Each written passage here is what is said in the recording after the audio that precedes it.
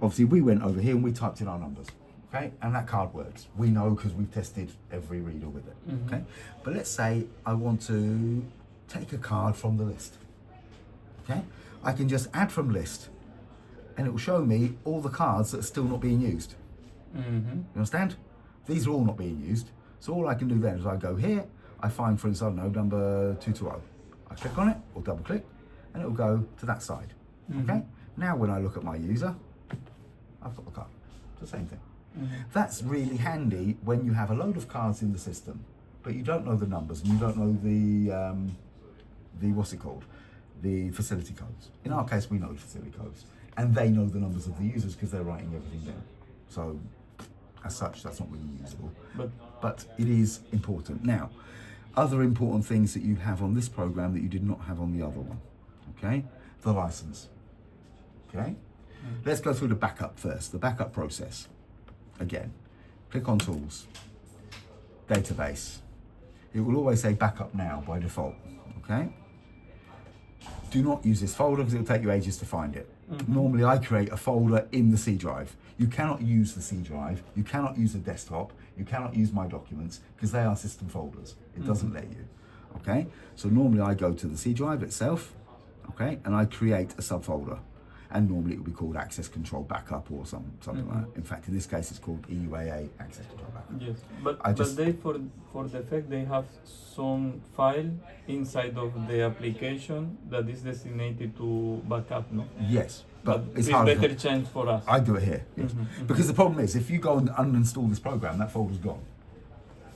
You understand? You see the problem? My folder's not gone because the program doesn't know it exists.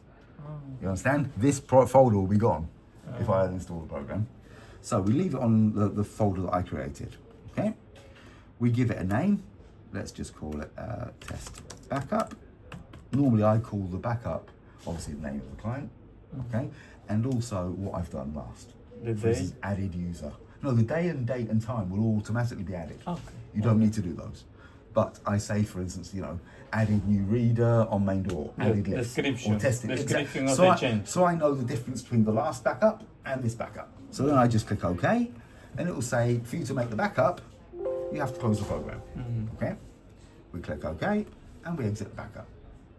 Now if we go to the C drive, we give it a little bit of time.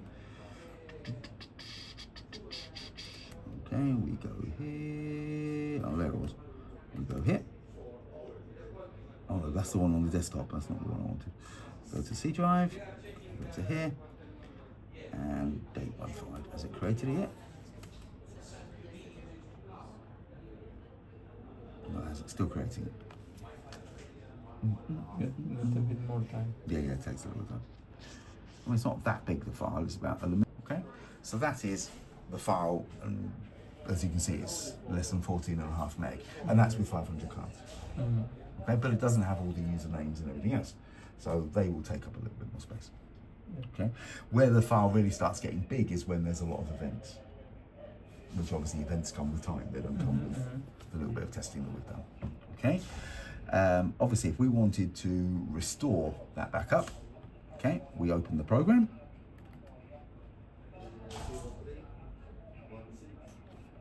We log in with the same password. Okay, which is the admin123. It will load. So if you wanted to go back to a previous version, you can. Say for instance, you've just done, say for instance, you make a change and it's fucked it up, it doesn't work. Then you can go back to the previous. So if you're gonna do any work, normally do a backup first and then change what you need to change. So if it doesn't work, you can just go back to before you started. Understand? So all we do then, obviously, if we go here, we have, okay, all this, okay? Let's say I want to, okay, let's cheat a bit. I'm just gonna do this. This is probably the easiest thing to do. Now I'm gonna go to Users, General. Okay, 1 second.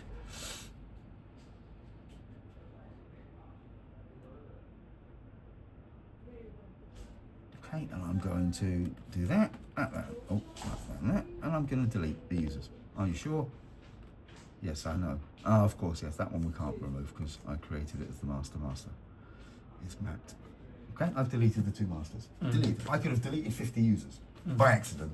You know, I'm talking to someone, I press on my keyboard, boom, they've gone. You understand? It's possible. Okay, so then all we do is we go to Tools, we go to Database. This time, instead of Backup Now, we go to Import, Configuration and Events. Okay, we click on it. It's going to say find the file. We know where the file is because we know what folder we put in. So we go back to the C drive again. So we go here, we find our C drive. Okay, we go to EUAA and we find the test backup and just click OK. And we click OK again. It will say importing the events will overwrite the whole database. Okay, so we say yes, because that's what we want it to do. Same thing again, it's going to say you have to restart the application, so we turn it off.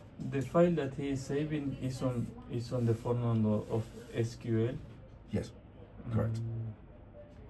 But because, for example, when we're talking about the template, they can put on the template also the codes. Excel. Yes, of course. Yes. The codes of the pin. Yes. They can put in codes. They can put in the card numbers, the usernames, the groups, everything. But this one, the template. Okay, SQL can extract the information from Excel. That I have to show you something different. I will show you something different. Okay. So let's go back into the program. Okay. And let's log in again. Oh.